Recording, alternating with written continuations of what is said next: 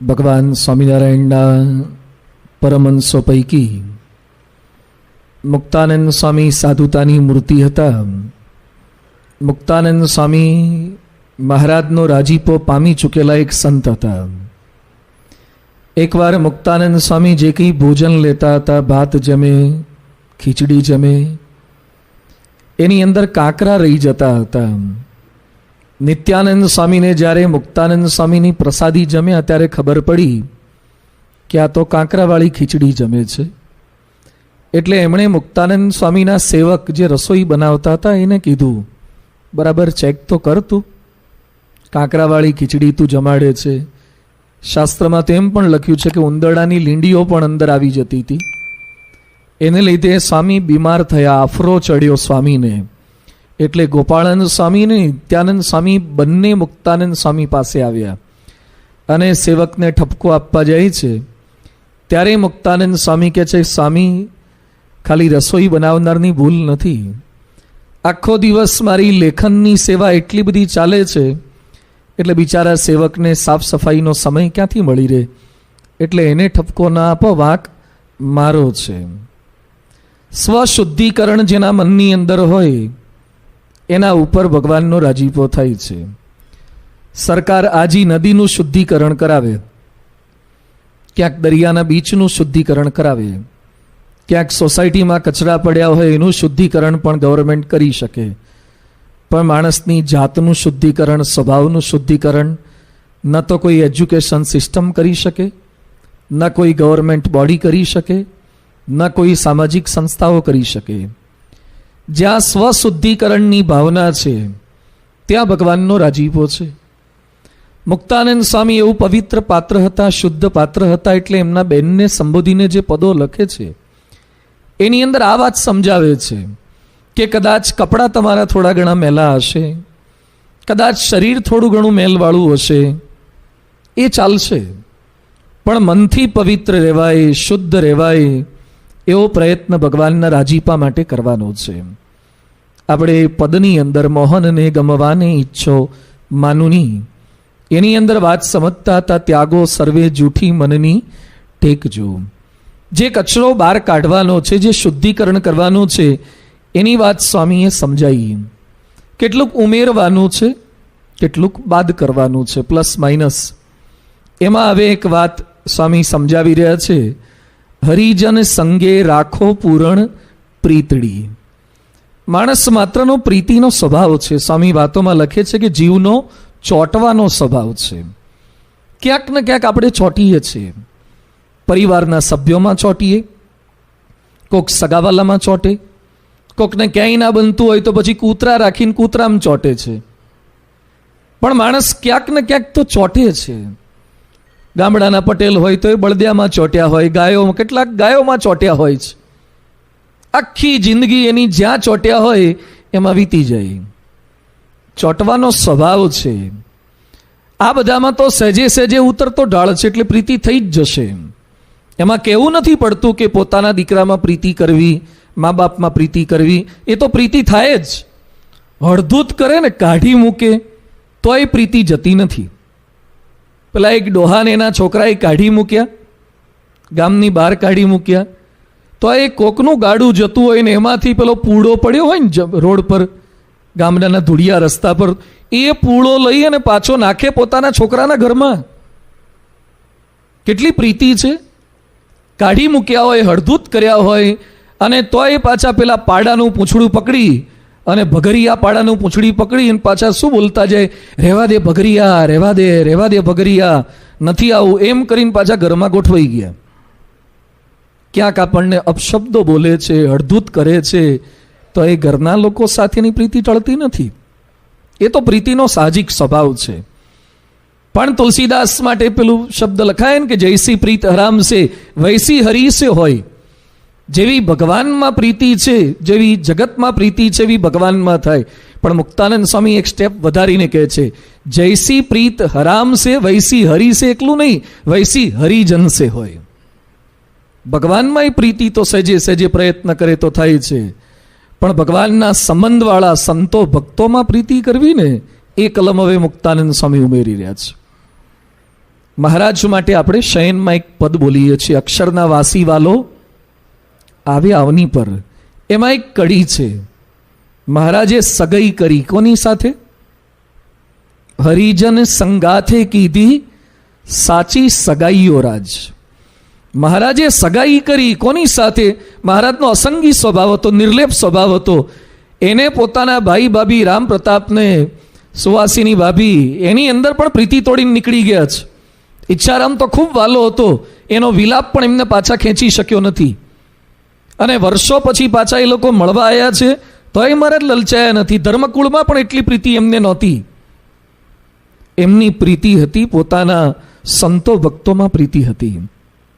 રોચકાના કાકાબાઈ, મહારાજ પણ બીમાર, 49 વર્ષની ઉંમર થઈ ગઈ છતાં મહારાજ અંતિમ બીમારીમાં પણ સ્પેશિયલ રોચકાના કાકાબાઈનો સંકલ્પ પૂરો કરવા, ખબર કાઢવા માટે ત્યાં જાય છે.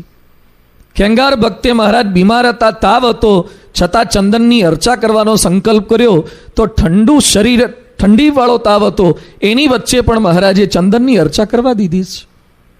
કારણ કે એમને હરિભક્તોમાં પ્રીતિ હતી. મહારાજને સંતો સાથે સાચી સગાઈ હતી. ભુજ બાજુ સંતો વિચરણમાં હતા, ઉનાળાનો ધોમધકતો તાપ હતો અને સંતોના પગની અંદર કંઈ જોડા નહોતા અને રેતી ભારે તપેલી, એટલે સંતો થોડુંક દોડે અને પછી ઝાડ નીચે આવે, ઝાડ ના આવે તો ગાતરિયું કાઢીને નીચે મૂકે, એના પર પગ મૂકે. શ્રીજી મહારાજ આ જોઈ ગયા કે મારા સાધુ તપે છે, એટલે મહારાજે પોતાનો સાફો કે જે કંઈ હતું એમાંથી ટુકડા ફાડ્યા, એક એક સંતને ઝાડ નીચે બેસાડ્યા અને એક એક સંતના પગ નીચે કપડાં જાતે બાંધી આપ્યા. સંતો સાથે એવી પ્રીતિ હતી, એમને સાચી સગાઈ હતી. મહારાજ કહે છે જેવી પ્રીતિ મને સંતો સાથે છે, જેવી મને હરિભક્તો સાથે પ્રીતિ છે, એવી પ્રીતિ આપણે પણ, હરિજન એટલે કેવળ જ્ઞાતિવાચક નથી, જે ભગવાનનું ભજન કરે છે એવા સંતો અને એવા ભક્તો, એની અંદર આપણે પ્રીતિ કરવાની છે. પ્રીતિ હોય તો એના માટે બધું જ થાય. બોટાદના ભગાદોશીની ખબર કાઢવા માટે ફેરફાર થયો. બોટાદના ભગાદોશીની ખબર કાઢવા માટે મહારાજ ગરડેથી બોટાદ નીકળ્યા. રસ્તામાં જોટિંગડાને પાદર વરસાદ ચાલુ થયો, એટલે મહારાજના જરીના વસ્ત્રો હતા એ પણ પલળી ગયા, માણકીનું જરીનું પલાણ હતું એ પણ પલળી ગયું. એટલે નાજા જોગિયા પોતે બોલ્યા કે ભારે થઈ મહારાજ, તમારા જરીના વસ્ત્ર પલળી ગયા, માણકીનું પલાણ પલળી ગયું. પછી મહારાજ શું બોલ્યા? આવા 100 પલાણ ને જરીના વસ્ત્રો ભગાદોશી પર કુરબાન કરી નાખીએ એવા એ હરિભગત છે. ભલે વસ્ત્ર પલળી જાય છતાં મહારાજની ભાવના હતી કે હરિભક્ત માટે ઘસાવું. શા માટે મહારાજને હરિજન સંગાથી પ્રીતિ હતી? કારણ કે મહારાજ પ્રથમના 63માં લખે છે, આ સંત સર્વે નારદ સંકાદિક જેવા છે, સત્સંગી સર્વે ઉદ્ધવ અક્રૂર વિદુર સુદામા વૃંદાવનના ગોપ જેવા છે. આ બાઈઓ હરિભક્ત છે તે ગોપીઓ દ્રૌપદી, કુંતાજી, સીતા, રૂકમણી, લક્ષ્મી, પાર્વતી જેવી છે. પ્રથમ 63માં, અંત્ય 2માં, અંત્ય 21માં સંતો ભક્તોનો આવો મહિમા મહારાજે લખ્યો છે. મહારાજ આવો મહિમા સમજતા હતા એટલે તમામ સંતો ભક્તો સાથે પ્રીતિ કરી શકતા હતા. આપણા દેહના સગાવાલા દુરાચારી હોય છે તો એ કેવો મહિમા સમજીએ છીએ. કેટલાક હરિભક્તોના જમઈ ફાકી ખાતા હોય છે, ગુટકા ખાતા હોય, તો એ સંતોન પરિચય આપે શું કે ખાલી ફાકીનું જ વ્યસન છે, બીજું બીડી ક્યારે ના પીવે, ક્યારે દારૂ ના પીવે. એક ફાકી ખાય છે તો એનો ગુણ ગ્રહણ કરીને, કદાચ બીજો દુરાચાર હોય તો પણ એની પોઝિટિવ સાઈડ જોઈને આપણે કેટલા એના ગુણ ગ્રહણ કરીએ છીએ, એના પ્રત્યે કેવી હિતપ્રીત કરીએ છીએ. તો આપણને મહારાજના સંબંધવાળા તમામ સંતો ભક્તોને વિશે એવી પ્રીતિ થવી જોઈએ. પ્રીતિ હોય તો લક્ષણ શું હોય? પૂજ્ય વિવેક સાગર સ્વામી પ્રસંગ કીધો હતો ને, પર્વતભાઈના ત્યાં મહારાજ અગતરાઈ પધાર્યા શેરડીના વાઢની અંદર અને માદળી આપતા હતા તો પર્વતભાઈએ જમવાની ના પાડી. શા માટે? એ કે મારા ઈષ્ટદેવ ન જમે ત્યાં સુધી હું ન જમી શકું. અરે તમારા ઈષ્ટદેવ તો અમે છીએ. એ કે નાના, સત્સંગ તો મને આ સંતોએ કરાયો એટલે એ મારા ઈષ્ટદેવ છે અને સંતોને ખટરસના નિયમ છે એટલે મેં એ નિયમ લીધા છે. સંતો ન જમે તો આપણાથી જમી કેમ શકાય? આ પ્રીતિનું લક્ષણ છે. અને આપણે સંતો ભલે દાણાપાણા કરતા, સંતો ભલે વ્રત કરે, આપણા ભાગનું એ સંતો બધું કરે. જો પ્રીતિનું લક્ષણ છે સંતોને ના આપીએ, સંતો ન જમે ત્યાં સુધી આપણે ક્યાંથી જમી શકાય? લાડુબા ને જીવુબા રાજબાઈ કારિયાણીથી વેલડામાં બેસી, માફામાં બેસીને ગરડા પધારતા હતા, તલાવડી પાસે સંતો નજરે જોયા. એમાં મોટા અખંડાનંદ સ્વામી ઝાડા થઈ ગયા હતા, બિચારા માંડ માંડ ચાલી શકતા હતા. એટલે જીવુબા જોઈ ગયા કે આપણા સંતો, આપણા સ્વામિનારાયણના સાધુ, એને કંઈક તકલીફ છે. એટલે ગાડા પરથી નીચે ઉતરી ગયા, સમાચાર જાણ્યા. 7 ગોદડીઓ ઉપરા છાપરી પાથરી દીધી, સરસ પથારી કરી, અને પછી હરિભગતને કહે છે આપણા સંતોને બોલી લો ને એમને ગાડામાં બેસાડ દો. અરે પણ અમે ચાલીને જઈશું, અમે ગાડામાં બેસી અને સંતો ચાલતા જાય કેમ પોસાય?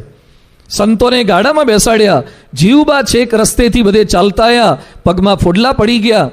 મહારાજને ખબર પડી ત્યારે મહારાજ કહે છે સંતની સેવા એ મારી સેવા છે, સંત સાથે પ્રીતિ કરી એ મારી સાથે પ્રીતિ છે. આ આત્મીયતા સંતો સાથે ભાઈ ભક્તોને હતી, ભાઈ ભક્તોને એવી પ્રીતિ હતી. અમદાવાદના દામોદર શેઠને એક સંતે ધોલ મારી, કંઈ ગુસ્સામાં આવી ગયા છે અને ધોલ ફટકારી. એટલે કોઈકે કીધું, મહારાજે કીધું કે તમને સાધુએ ધોલ મારી. તો દામોદર શેઠ શું બોલ્યા? એ તો ફરિયાદ કરવા ગયા જ નથી. મહારાજે પૂછ્યું તારે શું કહે છે? કે મહારાજ સાધુ તો મા બાપ કહેવાય, જેમ છોકરાની ભૂલ હોય તો મા બાપ ધોલ ધપાટ કરે ખરા. પછી મહારાજ કહે છે ધોલ મારનારને પણ ધન્યવાદ છે અને ધોલ ખાનારને ધન્યવાદ છે. ખરેખર આ સમજણવાળા છે અને ખરેખર આ જોડાયેલા છે. તો સંતો સાથે પ્રીતિ, આવી પ્રીતિ એ હરિભક્તોને હતી. ગુણાતીતાનંદ સ્વામી અક્ષર બ્રહ્મ છતાં ગોપાળાનંદ સ્વામી પ્રત્યે એવી પ્રીતિ, પરસ્પર સંતોને પ્રીતિ. ગોપાળાનંદ સ્વામીને વરતાલથી જુનાગઢ લઈ જવાતા ગરડાથી. ગોપાળાનંદ સ્વામી કે બીમાર છું અને ગાડાવાળો બરાબર ચલાવે નહીં અને રોદા આવે, એટલે મારાથી હવે જુનાગઢ નહીં અવાય. ગુણાતીતાનંદ સ્વામી કે સ્વામી હું ગાડું ચલાવીશ, મને આવડે છે. ગુણાતીતાનંદ સ્વામી ગોપાળાનંદ સ્વામી કહે છે મને સારું ચલાવતા આવડે છે, સિગ્રામમાં ગાડલા પાથરીને બેસાડીશ, એવું ચલાવીશ કે તમને જુનાગઢ પહોંચતા સુધી ખાડા ખડિયા જણાશે જ નહીં. ગરડાથી જુનાગઢ સુધી ગુણાતીતાનંદ સ્વામી ગાડું ચલાવ્યું અને ગોપાળાનંદ સ્વામીને જુનાગઢ લઈ આવ્યા. જો પ્રીતિ હોય ને પરસ્પર તો જ લઈ આવે. સાધુ સાધુને પરસ્પર પ્રીતિ. આ કહે છે કે આત્મીયતા કરવાની છે. જે ભગવાનને ભજે છે એવા સંત હોય કે એવા હરિભક્તો હોય એની સાથે પ્રીતિ. વંથળીના કલ્યાણભાઈ ઉનાળાની સિઝનમાં કેરીની ખરીદી કરવા ગયા અને ટોપલા 2 હતા. ભાવ પૂછ્યો કે આ કેરી કેટલાની? એ કે 2 રૂપિયા મણ.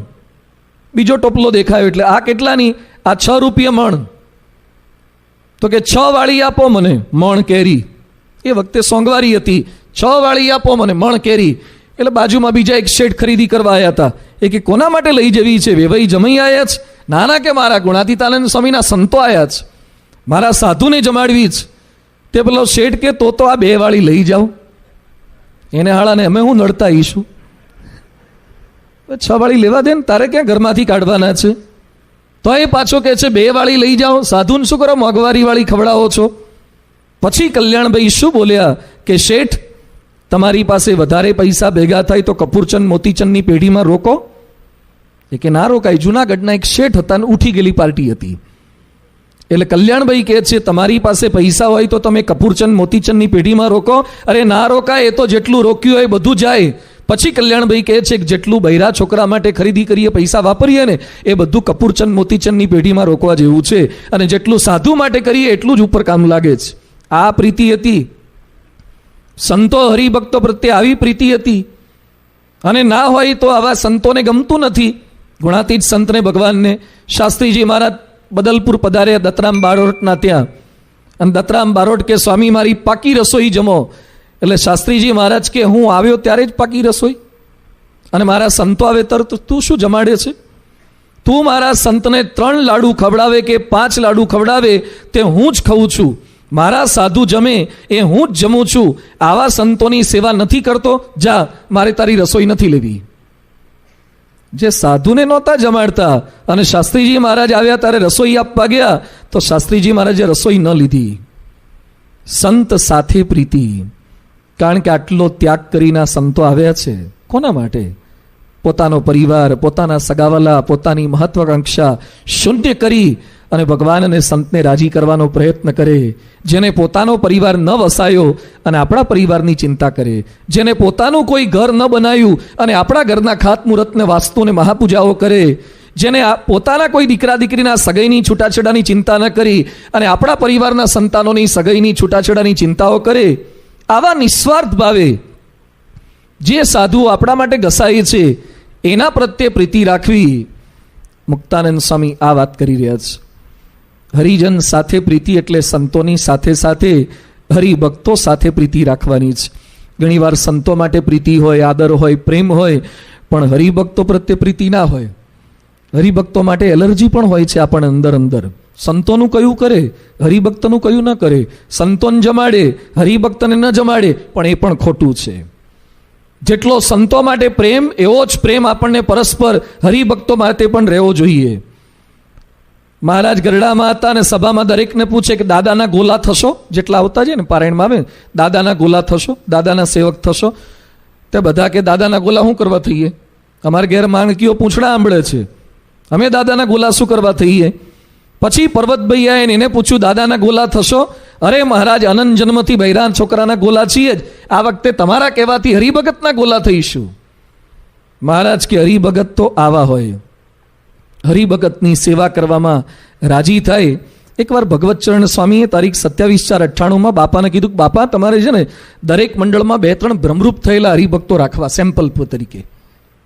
બહુ સરસ એમણે વાત કરી કે દરેક મંડળમાં, દરેક સેન્ટરમાં 2-3 ભ્રમરૂપ થયેલા રાખવા, એટલે બીજા લોકોને મનાય કે અહીંયા ભ્રમરૂપ થાય છે, બાકી બધા સ્વભાવવાળા દેખાય છે.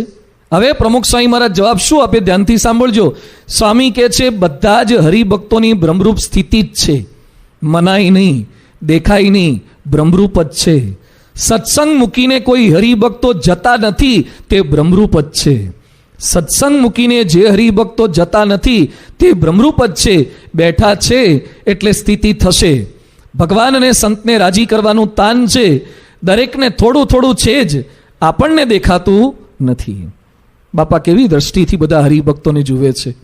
શાસ્ત્રીજી મહારાજ પત્રમાં લખે છે, વિશેષ આખા સત્સંગને રાજી કરવો અને પોતાના આત્માનું કલ્યાણ કરી લેવું બધું મળશે, પણ સ્વામી મહારાજ તથા તેમના લાડીલા ગુણાતીત જ્ઞાનના સંતો હરિભક્તો નહીં મળે. તેમને રાજી કરવાથી જે સર્વોપરી પ્રાપ્તિ થાય છે તેવું કોઈ સાધન રાજીપા જેવું નથી. તો વગર પ્રયાસે જોગ મળ્યો છે તે ગુમાવશો નહીં, અવસર સાચવી લેશો. શાસ્ત્રીજી મહારાજ પત્રમાં લખે છે, ગુણાતીત જ્ઞાનના હેતવાળા સંતો હરિભક્તોની સેવા વગર પ્રયાસે મળી છે, એટલે એને રાજી કરજો. પૂરણ પ્રીતડી એટલે કંઈ ફેસબુક પર બધા હરિભક્તોને મેસેજ કરવાની જરૂર નથી. વોટ્સએપના આખા રાજકોટના ભેગા થઈને ગ્રુપ બનાવીને બધા પ્રત્યે મારે પ્રીતિ છે એટલે રોજ વોટ્સએપ કરું, એ નહીં કરો ચાલશે. પૂરણ પ્રીતડી એટલે તનથી સેવા, મનથી સેવા, ધનથી સેવા. તમને જેના પ્રત્યે પ્રીતિ હોય સેવા થાય. હમણાં જ એક હરિભક્ત, એનો દીકરો દેખાતો નહોતો, એટલે મેં પૂછ્યું દીકરો ક્યાં? તો એના મોબાઈલમાંથી મને ફોટો બતાવ્યો અને એનો દીકરો સૂતો હતો અને એ પોતા મૂકતા તેવો ફોટો એના ઘરવાળાએ પાડ્યો હશે. એ હરિભક્ત એના કપાળ પર પોતા મૂકે છે અને છોકરો હૂતો હતો. મને કે સ્વામી અત્યારે વાયરલ થયો છે ને તાવ આવે છે, રાત્રે 2-2:30 વાગે હું પોતા મૂક, એ પાછો ફોટો પડાયો અને એ પાછો મને બતાવ્યો. કેવી પ્રીતિ છે આપણા પરિવારના સભ્યો પ્રત્યે.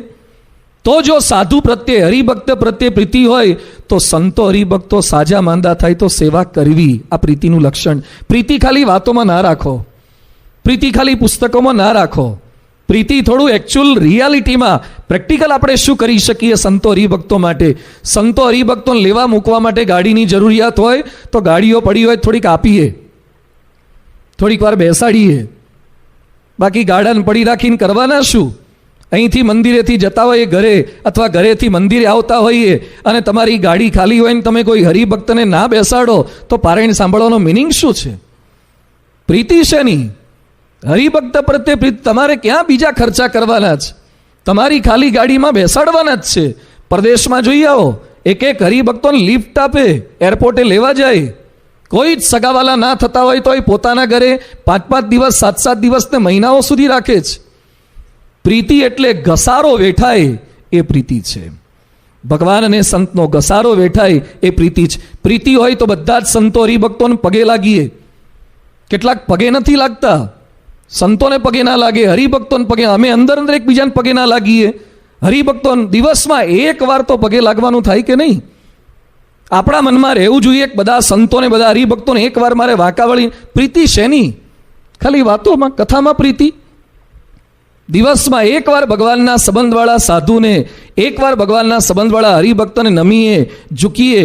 કનુભાઈ CEO છે અમેરિકામાં, આખા અમેરિકા સત્સંગ મંડળના પ્રમુખ છે, છતાં જે સંતો અમેરિકા જઈએ છે, અહીંયા આવેલા ત્યાં જોયા નાનામાં નાના છોકરાને પણ વાંકા વળીને ચણ સ્પર્શ કરે.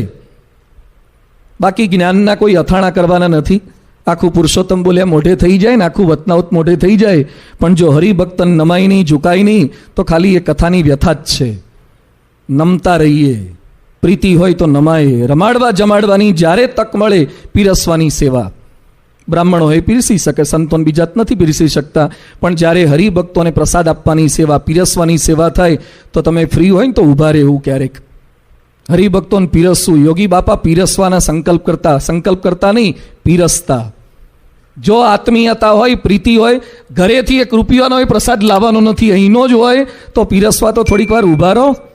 આપણે હરિભક્તોને જમાડીએ, પીરસવાવાળા હોધવા જવા પડે. બધાનું ઉતાવળ હોય લઈ લઈને ઘેર જવાની, કોઈ પીરસવા ઊભા ના રહે. જો તમને પ્રીતિ હોય તો સંતો હરિભક્તોને પીરસવાની સેવા થાય.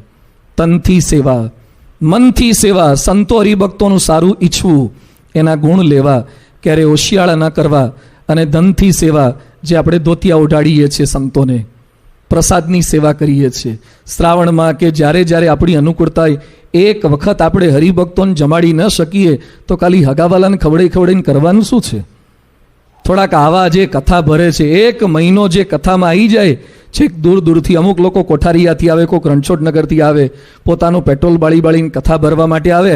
આવા હરિભક્તના મોઢામાં આપણો પ્રસાદ જાય તો એ પ્રીતિ હોય તો થાય. જરૂરિયાત મુજબ સેવા કરવી, પદાર્થે કરીને સેવા કરવી, તો પ્રીતિનું લક્ષણ આ છે. તનથી, મનથી, ધનથી સેવા થાય. મુક્તાનંદ સ્વામી બહેનને આ લખે છે કે પ્રીતિની ખાલી વાતો નથી કરવાની, તમામ સંતો હરિભક્તો પ્રત્યે આવી પ્રીતિ થશે તો મહારાજનો રાજીપો થશે. આગળ લખે છે, ત્યાગો મદ મત્સર જૂઠી કુળ લાજજો. ત્યાગો મદ મત્સર જૂઠી કુળ લાજજો. મુક્તાનંદ સ્વામી ધનુબાઈને કહે છે, મેં ત્યાગ કર્યો એવો કદાચ તમે ત્યાગ નહીં કરો ચાલશે. શરીરથી ત્યાગ સરળ છે, મનથી ત્યાગ કઠિન છે. શેનો ત્યાગ કઠિન છે? મદનો ત્યાગ. ત્યાગો મદ મત્સર જૂઠી કુળ લાજ. મદનો ત્યાગ. સુંદરજી સુતાર ભુજના રાજાનું ખાંડું લઈને ગોંડલ બાજુ પહોંચ્યા અને બંધિયામાં મહારાજ બિરાજમાન હતા. દર્શને ગયા, દીવાન હતા ત્યાંના. દર્શને ગયા, મહારાજે પૂછ્યું કોણ? અરે દાસ. દાસનું લક્ષણ શું? કે એમ કરે. બોલતા તો બોલી ગયા. પછી મહારાજ કે દાસ હો તો મુંડઈ દો, બધું ભગવા કપડાં પહેરી લો અને કાશીએ પહોંચી જાઓ. અલે રાજાના છોકરાનું ખાંડું લઈને આવ્યા છે લગ્ન વિધિ કરવા માટે, દીવાન છે, એની વચ્ચે મુંડન કરવાનું કીધું ને મુંડી નાખ્યું, કપડાં ભગવા પહેરી લીધા અને નીકળતા હતા અને નીકળી ગયા. પછી મુક્તાનંદ સ્વામી કોકે કીધું એટલે પાછા બોલાયા. મહારાજ કે જાઓ પાછા, હવે વ્યવહારની અંદર જોડાઈ જાઓ. સુંદર જ આવી આજ્ઞા પાળવાની આ જન્મે આપણામાં તાકાત છે? કરતા નહીં કોઈ, થાય એવું જ નથી. આ તો આવા તો આંગળીને વેઢે ગણાય એટલા હોય. આ સ્વામિનારાયણ સંપ્રદાય એટલે આ છે. આમ નીકળી જવું. લગ્નમાં ગયા હોય ને તિલક ચાંદલા નથી થતા, કોકના લગ્નમાં ગયા હોય ત્યારે ભૂસીને જાય છે, રિસેપ્શનમાં જાય ત્યારે કાઢીને જાય છે, કે બધા જનરલ આવ્યા હોય, બધા બિન સત્સંગી આવે ને આપણો તિલક ચાંદલો કેવો લાગે. અરે એક તિલક ચાંદલો કપાળમાં ના રાખી શકે તો શું આપણે જોડાયા? આ તો પેલા કપડાં કાઢી નાખ્યા, ભગવા કપડાં પહેરી લીધા અને પછી મહારાજે પાછા બોલાયા, પાછા આવ્યા અને જતા જતા એક વાક્ય બોલ્યા કે મહારાજ મારી કસોટી કરી એ કરી, પણ આવી બીજા કોઈની ન કરતા. રાજકોટ વાળાની તો બિલકુલ ન કરતા. હા, ભુજ વાળાની ઠીક છે, રાજકોટ વાળાની બિલકુલ ના થાય એવું નથી. મહારાજે જાણ્યું કે આખો પ્રોગ્રામ હારો પણ એક વાયરસ હારું બગડ્યું. આખો પ્રોગ્રામ હારો, હાથી આખો નીકળી ગયો પણ ક્યાં અટક્યો? પૂંછડે ભરાઈ ગયો.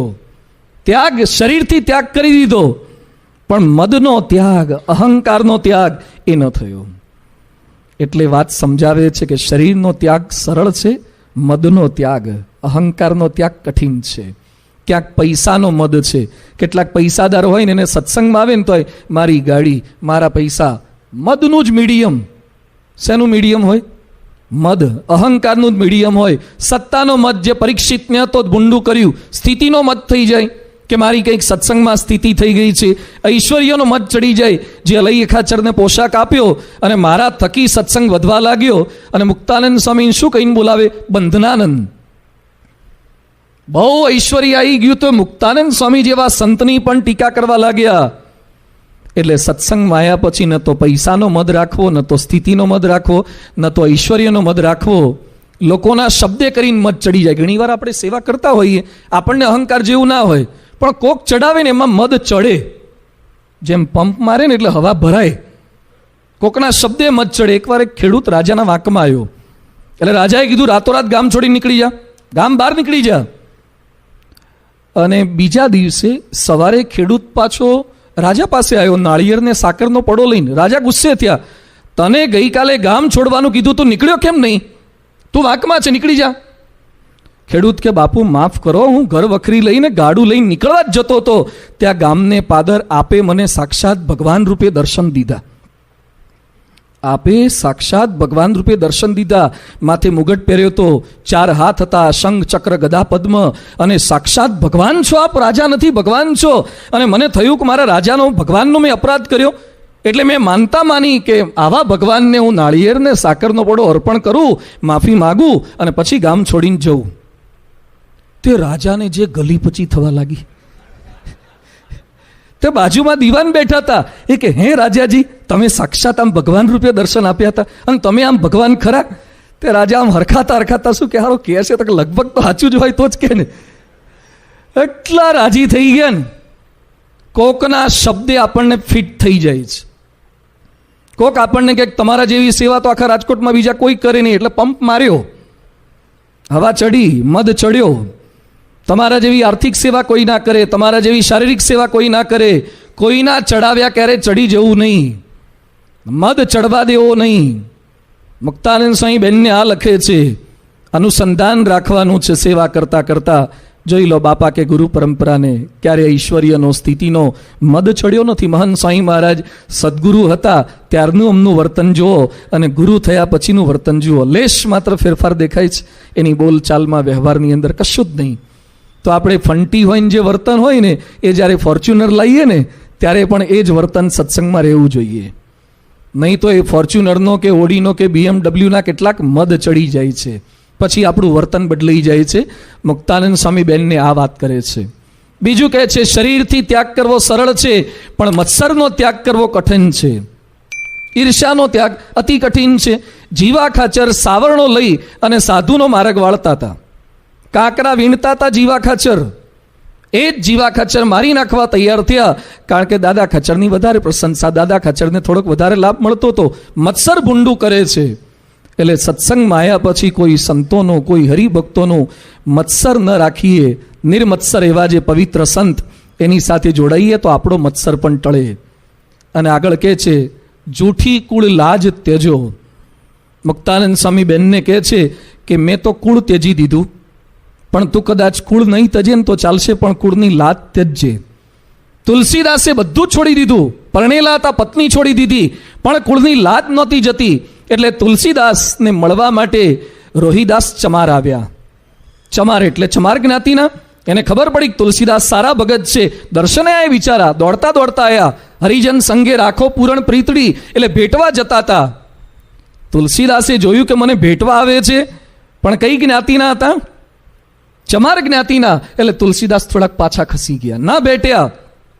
રોહિદાસ તો બુદ્ધિશાળી તો હતા, એટલે એને ખબર પડી ગઈ કે આને ગમતું નથી, આપણે શેડ્યુલ ટ્રાઇબના છીએ, એટલે ન ભેટ્યા. દૂરથી વંદન કરીને નીકળી ગયા. અને પછી બીજા દિવસે તુલસીદાસના કપડાં ધોવા માટે એનો ચેલો ગયો. એમાં એક લોહીનો ડાઘો પડ્યો હતો. લોહીનો ડાઘો, કારણ કે પેલા ચમાર હતા, હાથને બધું એવું લોહીના છાંટા કંઈક હશે, એ ઉડ્યા હશે. અને તુલસીદાસના ચેલાએ લોહી નીકળતું નહોતું એટલે મોઢેથી ચૂસ્યું કાઢવા માટે. બટન નહીં ખુલતું હોય, ગાંઠ ના ખુલતી હોય, મોઢામાં નાખીએ એમ એને મોઢેથી ચૂસ્યું, તો અંતર્યામી થઈ ગયો. આશ્રમમાં આવ્યા પછી તુલસીદાસને કે કથા કરો, પણ ગોટાળા શું કરો છો? આહારો ચેલો અંતર્યામી કેમનું થઈ ગયો? એ કે મેં પેલું લોહી ચૂસ્યું એમાં, અરે જેના હાથ પરથી પડેલો લોહીનો એક છાંટો લૂસ્યો એ મારો ચેલો અંતર્યામી થઈ ગયો, તો રોહિદાસ તો કેવો ભગત હશે. એટલે તુલસીદાસ ઉપડ્યા રોહિદાસને મળવા માટે. આ વખતે એ દોડતા દોડતા ગયા ભેટવા માટે. એટલે રોહિદાસ પાછા પડ્યા, સોરી માફ કરજો, હું તો ચમાર છું. અને પછી તુલસીદાસ શું કહે છે, ચતુરાઈ ચૂલે મેં પડી, દીક પડ્યો અહંકાર, તુલસી હરિ કી ભક્તિ બિના ચારો વર્ણ ચમાર. બધી જાત ચમાર છે, માફી આપો, મને માફ કરી દો. ભક્ત થયા પછી પણ કુળ લાજ એ જતી નથી. કંઠી પહેરી સત્સંગમાં આવ્યા પછી ભગવાનના બન્યા. આપણે બધા જ એક મા બાપના સંતાન બની ગયા છીએ. કુળ લાજ રહે છે, આ જ્ઞાતિના, આ ઊંચા, આ નીચા. લાજે કરીને યથાર્થ સેવા નથી થતી. એક ગામમાં સંતો પધાર્યા અને સંતોને પાણી પીવું હતું. હરિભક્તને કીધું, ભાઈ માટલામાં પાણી લાવો ને, તરસ લાગી છે. તો હરિભક્ત શું બોલ્યા કે મજૂર આવશે ને એટલે પાણી લાવશે. મજૂરને કીધું છે મજૂર આવશે એટલે પાણી લાવશે. સંતો કે પણ પાણી લાવો ને, એ કે મજૂર આવશે એટલે પાણી લાવશે. પેલા લોકો પાટીદાર હતા, પટેલ જ્ઞાતિના હતા, લેવા ના જાય માટલા ભરેલા. એટલે બે સંતોએ માટલા લીધા ને કુએ પાણી ભરવા જતા હતા. એટલે પેલા પટેલ કે સ્વામી રહેવા દો, તમે પાણી ભરવા જાઓ તો અમારી લાજ જાય. સંતો કે તારી તો લાજ જાય પણ અમારું તો જીવ જાય પાણી વગર. લાજે કરીને સેવા થતી નથી, લાજે કરીને ખોટા ખર્ચા થાય. કુળ લાજ.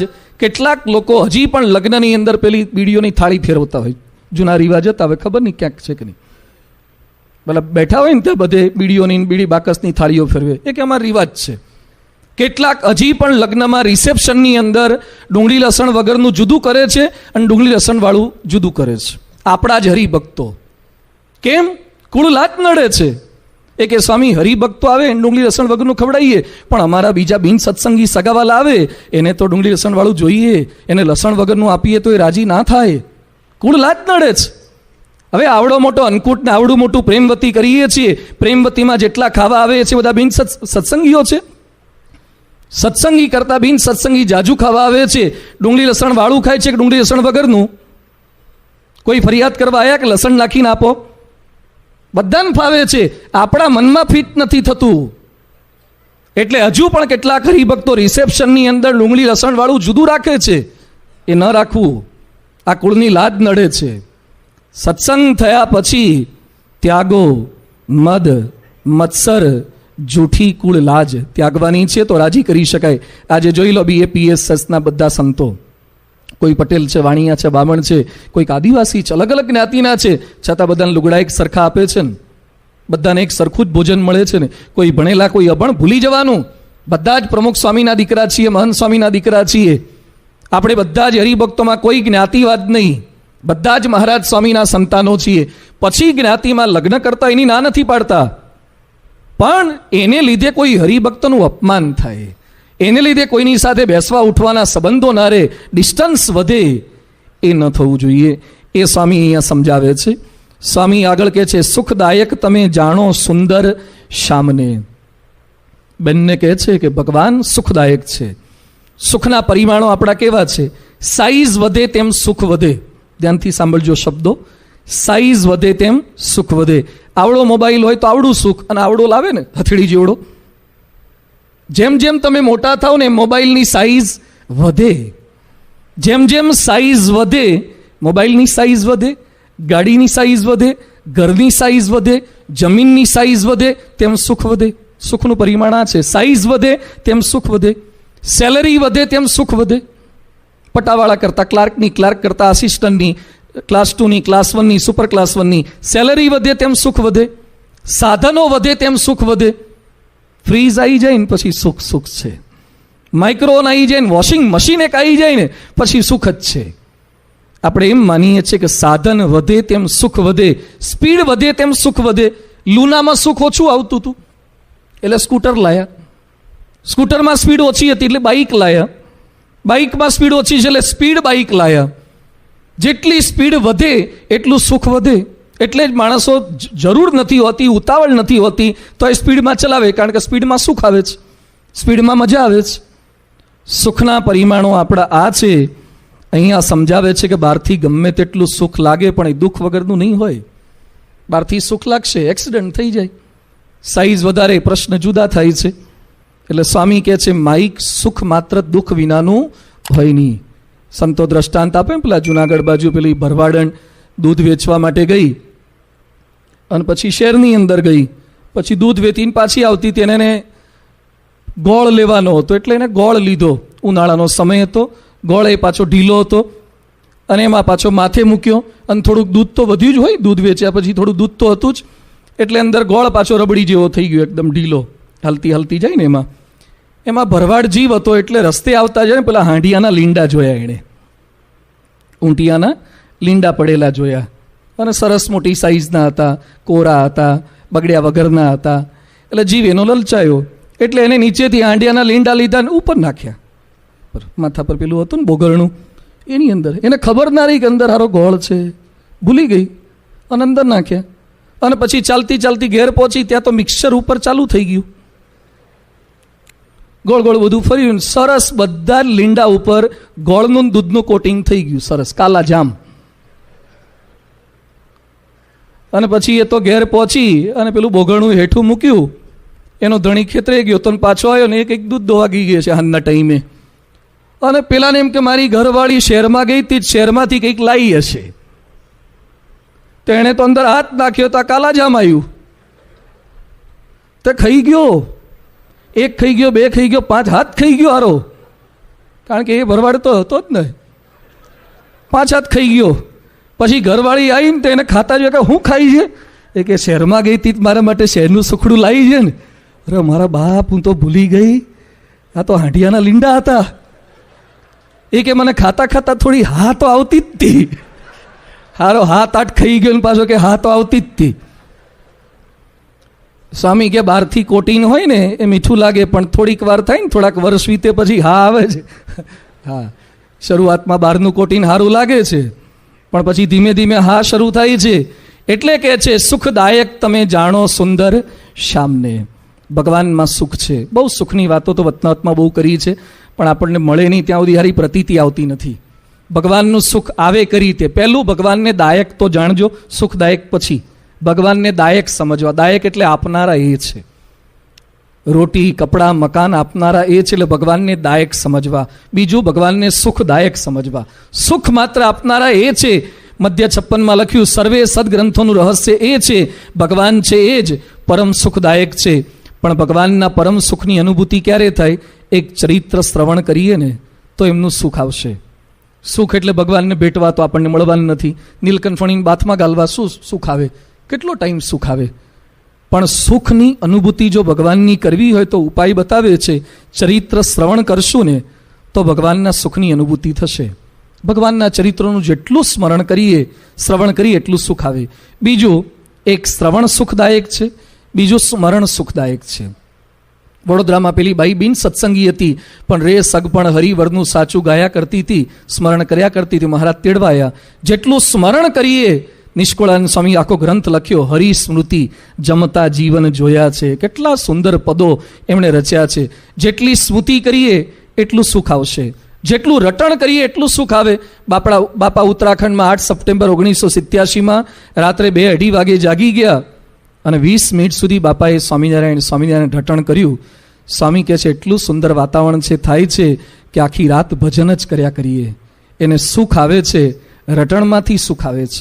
માળા ફેરવતા આનંદ આવે ને તો સમજજો કે ભગવાનનું સુખ શરૂ થઈ ગયું છે. ભગવાનનું સુખ કોઈ બીજું પેકિંગ નથી આવવાનું. ઘનશ્યામ મહારાજના દર્શન કરતા આરતીમાં, અષ્ટકમાં, કીર્તનમાં મજા આવે ને તો સમજજો કે ભગવાનનું સુખ શરૂ થયું છે. ના આવે ને મજા તો ભગવાનનું સુખ બીજું શું છે?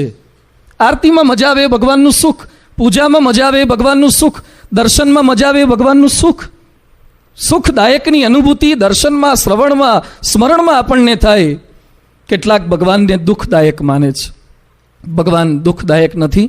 દુઃખદાયક કોણ છે? મુક્તાનંદ સ્વામી કહે છે અતિ દુઃખદાયક મન પોતાનું જાણજો. ભગવાન દુઃખદાયક નથી, એ તો સુખદાયક છે. મનને દુઃખદાયક જાણજો. આપણે દુઃખદાયક વસ્તુને ગણીએ છીએ, વ્યક્તિને ગણીએ, વાતાવરણને ગણીએ ને વિષયને ગણીએ. વસ્તુને દુઃખદાયક, જેટલાને ખાંડ ન ફાવતી હોય ને ખાંડને દુઃખદાયક લાગે, કેટલાકને મરચું ન ફાવતું હોય મરચા દુઃખદાયક લાગે, કેટલાકને મીઠું દુઃખદાયક લાગે, કેટલાકને કારેલા દુઃખદાયક લાગે. અલગ અલગ જેને જે વસ્તુ ન ગમતી હોય એ દુઃખદાયક લાગે. કોકને લીમડો દુઃખદાયક લાગે, કેટલાકને વ્યક્તિ દુઃખદાયક લાગે છે. વહુને સાસુ દુઃખદાયક લાગે, સાસુને વહુ દુઃખદાયક લાગે, કોકને સસરા દુઃખદાયક લાગે, વ્યક્તિ દુઃખદાયક લાગે છે. કેટલાકને વાતાવરણ દુઃખદાયક લાગે, ચોમાસું ન ગમે, કોકને ઉનાળો ન ગમે, કોકને ટ્રાફિક ન ગમે એનું દુઃખ લાગે છે. કેટલાકને વિષય દુઃખદાયક લાગે છે. એન્જિનિયરિંગમાં ભણતા હોય કેટલાકને મશીન ડ્રોઈંગ ના ફાવે, એન્જિનિયરિંગ ડ્રોઈંગ ના ફાવે, થર્મોડાયનેમિક્સ ના ફાવે, કેટલાકને મેથ્સ ના ફાવે. સબ્જેક્ટ દુઃખદાયક લાગે છે. કશું જ દુઃખદાયક નથી, આપણું મન દુઃખદાયક છે. સવારે ઉઠવાનું નક્કી કર્યું હોય, આપણે એલાર્મ પણ મૂક્યું હોય, છતાં પણ આપણને વધારે સુવડાવી કોણ રાખે છે? મન. ટ્રેનનો ટાઈમ ખબર હોય છતાં પણ થોડીક વાર રહીને ઉઠી જઈશ અને 5 મિનિટની જગ્યાએ અડધો કલાક થઈ જાય, ટ્રેન ચૂકાઈ જાય અને ટ્રેનના પૈસા ગયા, બીજી ટ્રેન પકડવી પડે, બસ પકડવી પડે. આપણને જેટલું દુઃખ થયું એમાં જવાબદાર કોણ? મન જવાબદાર છે. કેટલાય લોકોને સારા પગાર હોય છે છતાં લાંચ લે છે કે વાંધો નહીં આવે, અને પછી પકડાઈ જાય એટલે આખી નોકરી જાય. તો દુઃખ કોણે આપ્યું? મને દુઃખ આપ્યું છે. દુઃખદાયક મન છે. સ્વામી કહે છે અતિ દુઃખદાયક મનને જાણજો, અને મનને પંપાળીને જેટલું કરશું તો એ તો સામું થશે. જેમ જે છોકરાને સતત પંપાળ કરે ને, કોઈ પણ છોડ સારો ક્યારે થાય? એને થોડો તડકો પણ આપવો પડે અને થોડોક છાંયડો પણ આપવો પડે. મનનું બધું જ કયું કરવા દઈએ તે તો સામે ચડે એવું છે, એટલે એને સજા પણ કરવી પડે. હે મન, હે લબાડ. કરમઠ ભગત જુનાગઢના હતા, એ મનને શિક્ષા કરતા હતા. શિક્ષા કરે તો મન થોડુંક સુધરે એવું છે. એકવાર એક રાજાએ એક બકરી રાખી હતી અને પછી રાજમાં જાહેરાત કરી, આ બકરીને જે સંપૂર્ણ ખવડાઈ અને મારી પાસે રાજમાં પાછી લાવીને અડધું રાજ આપી દેવાનું. એટલે બકરીને ખવડાઈને તો ખવડાવી દેવાય, બકરાને કેટલું ફૂડ હોય. એવું નહીં, ખવડાઈને લાયા પછી મારા રાજ્યમાં લાવે તો બકરી એક દાણો પણ, એક ઘાસનું તણખલું પણ ખાવી ના જોઈએ, એકદમ ધરાયેલી જોઈએ. તો ઘણા બધા લઈ ગયા, ખવડાઈને લાવે ને રાજા પાસે લઈ જાય, પાછી ખાવા માંડે, બકરું મૂકે જ નહીં. એટલે એક જણો તો ઈશ્વરિયા પાર્ક લઈ ગયો, ચોકીદાની લઈ ગયો, અને મોટલ ધ વિલેજ લઈ ગયો, બધે ખવડાવ્યું બકરીને, બધે ફેરવી, તો એ પાછો રાજાને ત્યાં લઈ જાય બકરું મોઢું નાખે જ, કોઈ જીતે નહીં. એટલે એક જણો હતો રાજકોટ વાળો કોક, બકરાને લઈ ગયો ઘેર, ઘાસ લાવ્યો અને ભાઈ બકરાને આમ ગીધી ગીધી ગીધી ગીધી ગીધી, તો બકરું મોઢું નાખવા જાય ને તો એક હોટી લાવ્યો, ફટકરતી. તો બકરીને થયું કારું લાફો માર્યો આણે, તો મોઢું ફેરવી લીધું. પછી થોડીક વાર થઈને ઘાસનો પૂડો લઈને પછી ગીધી ગીધી ગીધી ગીધી, તો બકરું પાછું અડબોતમાં ઠોકી પાછી. હવારથી હાંજ સુધી ઘાસ બતાઈ કરે અને એક હોટી ફટકાર કરે. હાંજે તો છે ને એટલું સરસ લીલું ઘાસ લઈ આવે ને તો બકરી કે સોરી, મારો નિયમ છે, ઊંધું ફરીને બેસી ગઈ. પારક વ્રત કર્યું છે, કશું લે નહીં. અને પછી દરબારમાં લઈ ગયો, અને બાપુ તો હતા, બાપુને એમ કે આજ સુધી બકરી બધી ખાય એટલે આ ખાશે. તે ધર્યું ને તો એ બકરાએ મોઢું ન અડાડ્યું. તે દરબારે પૂછ્યું કે હું ખવડાયું? કે દીધી છે. હા, ખાય હું. એમ જેટલું મનને આપ કરીએ ને ફરતી માગશે. ગુટકા ખાવાની ટેવ હોય ને તમે આપ કરો ને ફરતી ખવડાવે જ. એકવાર અડબોતની ઠોકવી પડે કે ના ખવાય ગુટકા, તો ગુટકા છૂટે. એકવાર બહારનું હોટલનું ખાવાની ટેવ પડીને એકાદી ઠોકવી પડે કે ના ખવાય, સ્વામી રાજી ના થાય, તો એ બહારનું છૂટે. બાકી એને પંપાળ કરે, એકવાર ખાઈ લઈએ, એકવાર તો બીજી વાર ખવડાવે જ. એને પંપાળ કરે છે એ સુખી નથી થતા, એની સાથે વેર બાંધે છે, સુખી થાય છે. અને આ પદમાં છેલ્લે મુક્તાનંદ સ્વામી કહે છે, સમજી વિચારી બોલો અમૃત વેણજો. પ્રથમના 12માં લખ્યું છે, શબ્દ એ વ્યવહાર માત્રનો કારણ છે. શબ્દ એ વ્યવહાર માત્રનો કારણ છે, બોલનારની જાતિ અને સ્વરૂપનો જણાવનારો છે. પશુ પક્ષી બધા બોલે છે, પણ આપણામાં જે બોલી છે, આપણામાં જે ભાષા છે, આપણામાં જે વૈવિધ્ય છે, એવું બીજે વિશ્વમાં કોઈ યોનિની અંદર નથી. વાણી કરાવે લાણી અને વાણી ફેરવે પાણી. 2 શબ્દ યાદ રાખવાના, વાણી કરાવે લાણી અને વાણી ફેરવે પાણી. વાણી 2 કરે. એકવાર વાળન એક દરબારના માથે હજામત કરતો હતો, મુંડન કરતો હતો, અને દરબારના ત્યાં પેલા વાળંદના ત્યાં મહેમાન આવ્યા છે. એટલે છોકરો બોલાવાયો કે પપ્પા આપણા ઘેર મહેમાન આવ્યા છે. તો પેલાને હજામત ચાલુ હતી ને શું બોલ્યો, ઘરે જઈને મહેમાનને કહેજે અત્યારે બાપુના માથેથી ફૂલ ઉતારું છું. તો બાપુને દ્વારા આપણે ફૂલ ઉગવા માંડ્યા. એટલા રાજી થઈ ગયા, એક ગામ દઈ દીધું, એક ગામ બક્ષિસમાં દીધું. તમે કેવી વાણી વાપરો છો એના આધારે લાણી થાય. અને બીજા અમારા દરેડ બાપુ હતા, 350 કિલોના, બહુ વજનદાર હતા, એના માપના લુગડા જ ન મળે, પેન્ટ તો થાય જ નહીં, ધોતિયા જ પહેરતા, અને એના માટે પટ્ટો રાખતા ખાટલા પર બેહાડીને ગહવા માટે, લૂછવા માટે. આવા બાપુ હતા. એકવાર મહેલની અગાસી પર વોકિંગ કરતા હતા, અને આટલું ભારે વજન, 300 કિલો વજન, તે વોકિંગ કરતા હતા. ધીમે ધીમે એક છોકરો દૂર ઊભો તો તે હારો હસ્યો, ખડખડાટ કરે, અને મોઢે હાથ મૂકે, રહેવાય નહીં એનાથી. બાપુ કે કાં હસેલા? એ કે આમ નામ ઉપર મરી જાવ તો પછી તમને હળગાવા કેમ ના, હેઠા કેમ ના ઉતારવા? તે બાપુ કે હારો દૂધપાક જલમાં નાખવાનો, જલમાં પૂરી દીધો. તે હાંજ પડે ઘેર ના ગયો એટલે બાપુજી તપાસ કરતા કરતા આયા. એ કે મારો છોકરો? હા કે મેં જ જલમાં પૂર્યો. કેમ? એ કે હું ઉપર વોકિંગ કરતો હતો ને એમ કહે છે કે તમને હેઠા કેમ ના ઉતારવા? આટલું ભારે વજનદાર દાદરા પરથી કેમ ના ઉતારવાના, કેમ ના હળગાવાના? તો કે બાપુ માફ કરો, છોકરો નાનો છે ને ખબર ના પડે, એમાં ઉપરથી આટલું શરીર ના ઉતરે તો થોડાક ટુકડા કરી નાખશું, કાપી કાપીને ઉતારશું. દરબાર કે આ બીજી પેઢીએ દૂધપાક છે, આને નાખો જેલમાં. એને જેલમાં નાખી. તેના દાદા હતા, ગ્રાન્ડફાધર, એ તપાસ કરતા કરતા એ મારો પિન્ટુ નથી આવ્યો, પિન્ટુ બાપો નથી આવ્યો. કયા ક્યાં? તે બાપુએ કીધું આરો પેલો નાનો છોકરો કહે છે હેઠા કેમ ના ઉતારવા, અને તારો છોકરો એમ કહે છે કાપીને ઉતારવા. આ કઈ રીત છે? મારા પ્રત્યે આવું બોલાય? હું જીવું છું ને આવું બોલે છે? એ કે બાપુ એને ખબર ન પડે, છોકરો નાનો કહેવાય, અને મારો દીકરો એને ગતાગમ ના પડે, આમાં કાપવાની ક્યાં જરૂર છે, નીચેથી લાકડા લઈને ઉપર હળગાવશું. બાપુ કે 3 પેઢી મીઠા વગરની દૂધપાક છે હારી, બગાડે છે, વાણી ફેરવે પાણી.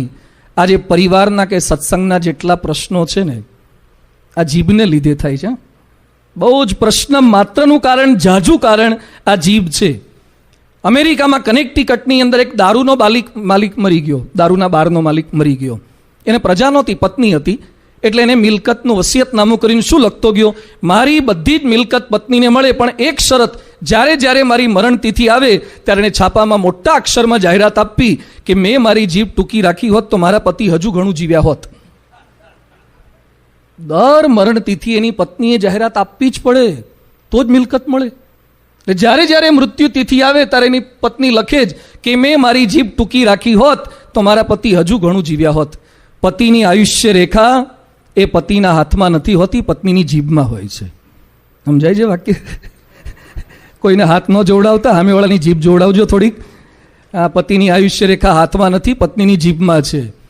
ટોલ્સ્ટોય ગાંધીજીને પ્રેરણા આપનારા હતા, પણ એ ટોલ્સ્ટોયની પત્ની કર્કશા હતી. અને ટોલ્સ્ટોય લખે છે આખી જિંદગીમાં એક સારું વાક્ય મને બોલી નથી, એક સારો શબ્દ બોલી નથી, ક્યારે મને શાંતિ આપી નથી. રેલવે સ્ટેશને ઠંડીમાં ઠૂથવાતા એ ટોલ્સ્ટોય મર્યા છે.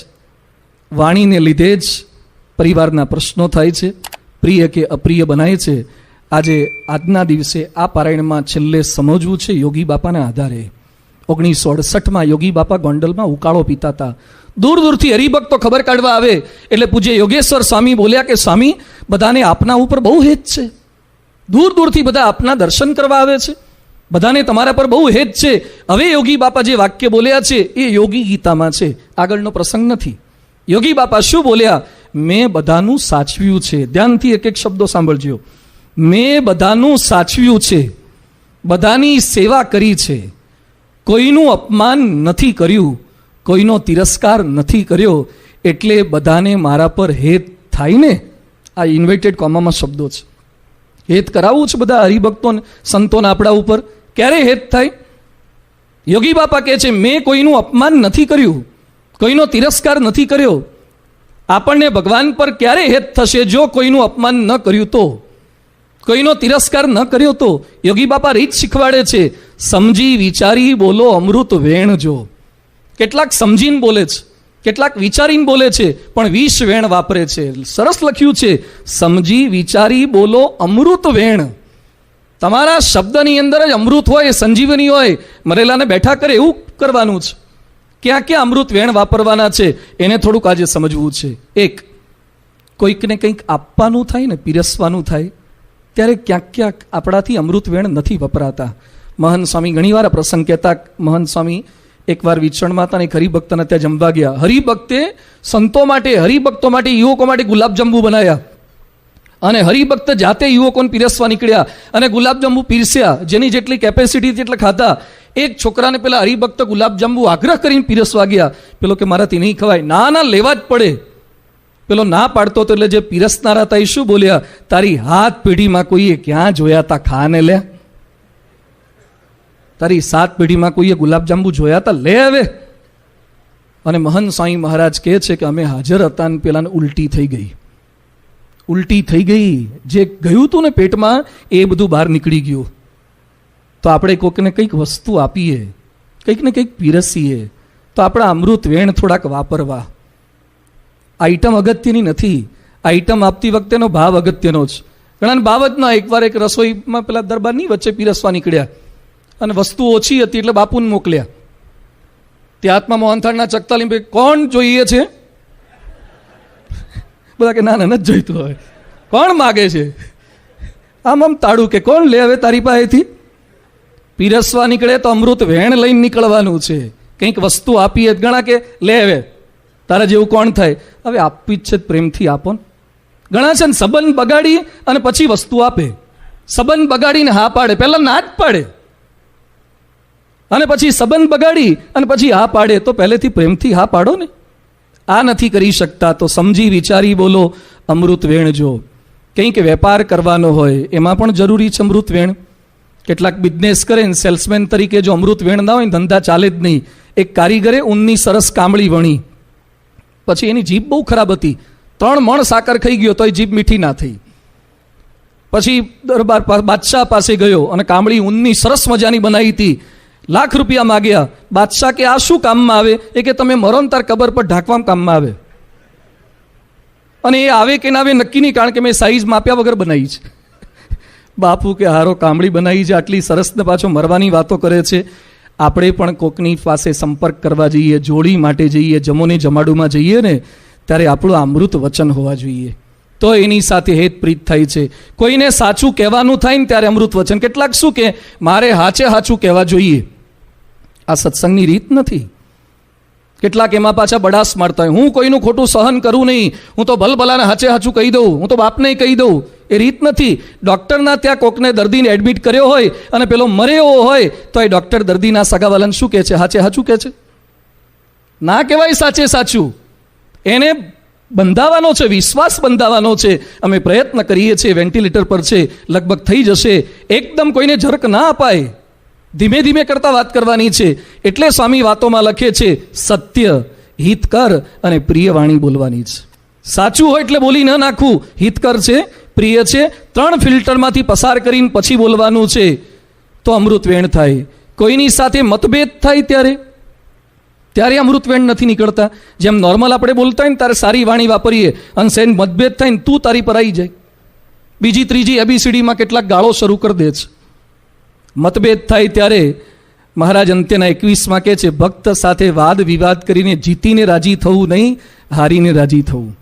કોક આપણી આગળ જીતી જાય ને બોલવામાં તો રાજી થવું કે ભલે આપણે હારી ગયા પણ મહારાજની ડાયરીમાં આપણું નામ નખાશે. સંત હરિભક્ત સાથે વાદ વિવાદ કરીને જે જીતે એના પર રાજીપો નથી થતો. બીજું કોઈકની ભૂલ થાય ને કહેવાનું થાય ત્યારે અમૃત વેણ વાપરવાના છે. કોઈકની ભૂલ થાય, રોકોફેલર ઉદ્યોગપતિ થઈ ગયા, અમેરિકામાં એના નામનું બિલ્ડિંગ છે રોકોફેલર બિલ્ડિંગ. એમાં એક સ્ટાફ મેમ્બરની ભૂલ થઈ, લાખોનું નુકસાન થયું. એટલે બધાએ કીધું કે સાહેબ એના પર એક્શન લેવા જ પડે, કડક પગલાં લેવા પડે, કાં તો એને કાઢી મૂકવો પડે, કાં તો એને ડિગ્રેડ કરવો પડે. રોકોફેલર કહે છે બરાબર છે. પછી દિવસ નજીક આવ્યો કે એ દિવસે એના પર પગલાં લેવા રોકોફેલરે પેલા માણસ જ્યારથી નોકરીમાં જોઈન થયો ને એની ફાઇલ મંગાવી અને પછી કાગળ ફેરવતા હતા. એટલે બીજા એક ઉપરી અધિકારીએ પૂછ્યું કે સાહેબ શું કરો છો? એ કે એને ઠપકો આપતા પહેલાં વાંચું છું કે જ્યારથી નોકરીમાં જોઈન થયો ત્યારથી એણે અત્યાર સુધી કંપનીને કેટલો ફાયદો કરાયો છે. અત્યાર સુધી એને કેટલો ફાયદો કરાયો. નુકસાન તો એક વખત કરાવડાયું છે, ફાયદો કેટલો કરાયો છે. ચોક્કસ એને ઠપકો આપવાનો છે, પણ આગળના એના ગુણ મેં વાંચી લીધા હશે તો એને ઠપકો આપતા મારો ટોન થોડોક બદલાઈ જશે. ટંગ નડતી નથી, ટંગમાંથી જે ટોન નીકળે છે ને એ નડે છે. બિલાડીના દાંત ખરાબ નથી જ્યાં સુધી પોતાના છોકરાને પકડે ત્યાં સુધી, પણ એ ઉંદરને પકડે ને ત્યારે એના દાંત ખરાબ થઈ જાય છે. દાંત તો એના જ છે, પણ એ જ બિલાડી બચ્ચાને પકડે ત્યારે એક પણ ઘા થતો નથી બચ્ચાના શરીર પર, અને એ જ બિલાડી ઉંદરને પકડે તો પોસ્ટમોર્ટમની જરૂર પડતી નથી. કેમ એવું કરી નાખે છે? જીભ એની એ જ રાખવાની છે. ઉગલ ઉતારવાથી જીભમાં ફેરફાર નહીં થાય જાજો. ઘણા કે આવતીકાલ ઘસી નાખીએ તો અમૃતવેણ નીકળે, હર્બલની વાપરો તો અમૃતવેણ નીકળે. હા, ટૂથપેસ્ટો બદલવાથી કશું નીકળવાનું નથી. અહીંયા કહે છે કોઈની ભૂલ થાય, કહેવાનું થાય તો થોડોક એના ગુણનો વિચાર, નવાને તમારા નિયમની વાત કરવાની થાય ત્યારે અમૃતવેણ. એક મંદિરમાં, BAPSના જ એક મંદિરમાં એક છોકરો ને એક છોકરી પતિ પત્ની હતા, બેઠા હતા. અને પેલો મંદિરનો પરોળિયો આવે ને, વોચમેન આપણે અહીંયા હોય છે, એ વોચમેન ત્યાં ગયો અને જેમ તેમ એવું બોલ્યો, આ રીતે ભેગા બેસાય, મંદિરની મર્યાદા ખબર નથી, લફરા કરવા આવી જાઓ છો. પતિ પત્ની જ હતા. પેલી બાઈ સત્સંગી હતી પણ એનો પતિ સત્સંગી નહોતો, અને પત્નીના કહેવાથી પેલો પરાણે મંદિરે આવ્યો હતો. એટલે એનો પિત્તો ગયો અને એની પત્નીને કહે છે, મને તું શું કરવા અહીંયા લઈ આવી છે? હું ના પાડતો તો કે મારે BAPSમાં સત્સંગમાં આવું નથી, છતાં શું કરવા લાવી? એટલું ખોટું લાગ્યું, નીકળી ગયો. બાપા ત્યાં બિરાજમાન હતા. બાપાને પ્રસંગ ખબર પડી, પેલા વોચમેન પાસે બંનેની માફી મગાવડાવી, છતાં છૂટાછેડા સુધી એ વાત પહોંચી ગઈ. શા માટે બોલી નાખીએ છીએ જેમ તેમ? થોડાક અમૃત વેણ વાપા, અમારાથી એ ભૂલ થઈ જાય છે. ના બોલી નખાય જેમ તેમ. ખબર છે કે BAPSના સંતો અમે પૈસા નથી અડતા, બરાબર છે, નિયમ અમારો સાચો છે. એમાં કોઈક અજાણ્યો આવે ને બિચારાએ 100ની નોટ કાઢી, એને ખબર નથી એટલે 100ની નોટ કાઢી. અમે સગી આંખે જોયું છે, આજુબાજુ જેટલા ઊભા એને તૂટી પડે, એનો હાથ ખેંચી લે, એને ધક્કો મારી દે, શું કરો છો? એટલે ભાઈ બિચારાને કાઢવા દો, એને નથી ખબર એટલે એનાથી પૈસા નીકળી ગયા. શાંતિથી કહેવાય કે પૈસા મને આપી દો, હું થાળ બેટમાં લખે, અમારા સંતો નથી અડતા. એને શું પાપ કરી નાખ્યું, એને શું ગુનો કરી નાખ્યો કે આટલા ગુસ્સે થઈ જાવ છે એના પર? નથી ખબર એટલે બિચારાએ પૈસા કાઢ્યા. અમૃત વેણ વાપરવા ગમે ત્યારે કોઈને આપણા નિયમની જાણ કરવી હોય તો એ સંવત 1944માં નડિયાદમાં ભગતજી મહારાજ હતા. એક ઘરે પધરામણી કરીને પાછા આવતા હતા. 2 મકાનની વચ્ચે શેરી હતી, તેમાંથી નીકળતા હતા. ગોકુલ બારોટ સાથે હતા અને સાંકડી શેરીમાં સામેથી એક બાઈ આવી, હરિજન બાઈ કે બાઈ આવી એટલે પેલા બારોટ ભગતજી અડે નહીં, અને પેલી બાઈ સામેથી આવતી હતી એટલે બારોટે બૂમ પાડી, આગી જા, દેખતી નથી, ભગતજી આવે છે. ભગતજી મહારાજ સમસમી ગયા અને પછી કહે છે, આવા આકરા વચન બોલ્યા તો એના હૃદયમાં ભગવાન નથી? એ બાઈના હૃદયમાં ભગવાન નથી? જીવ પ્રાણી માત્ર આપણી ક્રિયાથી ન દુખાય એવા શબ્દ વાપરવા જોઈએ. ખબર છે કે મંદિર કેમ્પસમાં આ બાજુ બહેનો નથી આવવાનું, પણ કહેવાની કંઈક રીત જોઈએ ને. આપણા કેટલાક કાર્યકર્તાઓ અને કેટલાક હરિભક્તો જ્યાં ત્યાં બહેનોના અપમાન કરી નાખે છે. ન કરવા ક્યારે? એમાં કોઈક બિન સત્સંગી આવી જશે ને, ભણેલી તો કેસ્ટ કરી નાખશે. આ ના ચાલે, સામે થાય. મર્યાદાની રીતે બરાબર છે, પણ કહેવાની રીત હોય છે. કોઈને અપમાન ન કરી નાખવા. કોઈ આવતો હોય શાંતિથી બાજુમાં જઈને કહેવાય કે બહેનો અહીંયાથી આગળ આવવાનું નથી, રસ્તો બીજો જ. કેમ પ્રેમથી આપણે શબ્દો ન વાપરી શકીએ? એનો શું વાંક છે? અપમાન કરી નાખીએ છીએ. સમજી વિચારી બોલો, અમૃત વેણજો. આ સમજાવે છે. ભગવાનની પ્રાર્થના કરતા તો બધા અમૃત વેણ જ વાપરીએ છીએ, પણ બીજી અમૃત વેણ વાપરવાના છે. શ્રીજી મહારાજ એક ગામમાં ગયા તો પેલો પટેલ હતો, ગોવિંદ પટેલ, કે મારા ઘરે હાલો. મહારાજ કે નાના રહેવા દે. નાના કે મારા ઘરે હાલો. મહારાજને ઘરે લઈ ગયો અને ઘરવાળાને કહે છે, ગોદડું પાથર, કંસાર બનાય, લાપસી કર. ઘરવાળી કે મારા પીટ્યા જેને તેને લેતો જ આવે છે, મને કીધા વગર જેને તેને દર વખતે મહેમાનગતિ લઈ આવે છે, મને હારા પૂછતો નથી. બાઈ વિફરી, કશું પાથર્યું નહીં, અને કંસાર લાપસીની વાત બાજુ પર રહી ગઈ. એટલે પેલો પટેલ ઝંખવાણો પડી ગોવિંદ પટેલ મહારાજ પાસે કે મહારાજ તકલીફ છે, ઘરનું માણસ કલાટ છે, સારું વિચિત્ર છે, ઝઘડાખોર છે. મહારાજ કે તું અહીંયા બેસ, હું ઘરમાં જઉં છું. બોલો શું હિંમત કહેવાય એમની પાછી. મહારાજ પાછા ઘરમાં ગયા અને ઘરવાળીને પેલી એની બાઈને શું કહે છે, ઓહો આ તો કેશવ પટેલની દીકરી, આ તો કેશવ પટેલની દીકરી, અને કેશવ પટેલની દીકરી એ તો અમારી દીકરી. હાથ પેઢીના નામ બોલી ગયા પેલી બાઈના, હાથ પેઢીના નામ. તે પેલી બાઈ કે આ તો મારા બાપ જેવા છે, આ તો મારા પિયરિયન બધાને ઓળખે છે. એટલી રાજી થઈ ગઈ, બીજી 2-4 બાઈઓને ભેગી કરીને લાપસી બનાવી, આજુબાજુવાળાને ભેગા કર્યા, લાપસી બનાવી, જમાડ્યા. બીજા દિવસે સવારે મહારાજ નીકળવા જતા હતા તો કે નાના બપોરે જમીન જાઓ. 3 ટાઈમ ખવડાયું. પછી ગામને પાદર પેલા પટેલ વળાવા આવ્યા ત્યારે પટેલ કે મહારાજ ભારે થઈ, પણ તમે સાચી લીધું. મહારાજ કે થોડું બોલવામાં ધ્યાન રાખો ને, થોડું ઘરે પૂછ. સંપર્ક કળા આ લોકો શીખવાડે છે આપણને. તમારી ઈચ્છા મુજબ કોઈ વર્તું ન હોય તો પણ અમૃત વચન. બહુ સરસ પ્રસંગ છે. યોગી બાપા 1952માં સારિંગમાં હતા. યોગી બાપા સાથે રમણભાઈ, વિનુભાઈ બધા ફરતા હતા, મહંત સ્વામી, ડૉક્ટર સ્વામી. અને યોગી બાપાએ વચનામૃત વાતો અને ચેષ્ટા મોઢે કરવા આપી. અને એમાં રમણભાઈથી, ડૉક્ટર સ્વામીથી, મહંત સ્વામીથી ચેષ્ટા મોઢે નહોતી થતી. યાદ રાખજો કેવો પ્રસંગ છે, ચેષ્ટા મોઢે નહોતી થતી. અને રોજ ભેગું તો ફરવાનું, જમવાનું જ. એટલે બંને જણા છોભીલા પડી અને યોગી બાપા પાસે આવ્યા અને કહે છે કે સ્વામી, હવે અમારે ભેગા ફરવું નથી, અમારે નીકળી જવું છે. કારણ કે તમે અમને મુખપાટ આપો છો, અમે મુખપાટ કરી શકતા નથી, અને અમે મફતનું ખાઈએ એ અમારાથી જોવાતું નથી, એટલે અમારે નીકળી જવું છે. હવે યોગી બાપા વાક્ય શું બોલ્યા છે? એમાં શું, ભલે મોઢે ન થાય પણ તમે ભેગા તો ફરો છો ને, બીડો વેઠો છો, સેવા કરો છો, તે કેવી મોટી વાત કહેવાય. એ મફતનું ખાધું ન કહેવાય. ઉલટું અમે તમારા માટે કંઈ કરી શકતા નથી, અમારી જ ભૂલ છે, માટે રાજી થઈને અમારી ભેગા ફરો, સમાગમ કરો ને દર્શન દો. 1952ની સાલમાં વિનુભાઈ કે રમણભાઈ ચેષ્ટા મોઢે નહોતા કરી શકતા, છતાં યોગી બાપાએ કોઈ ઠપકો ન દીધો ને એને અમૃત વચનથી સાચવી લીધા.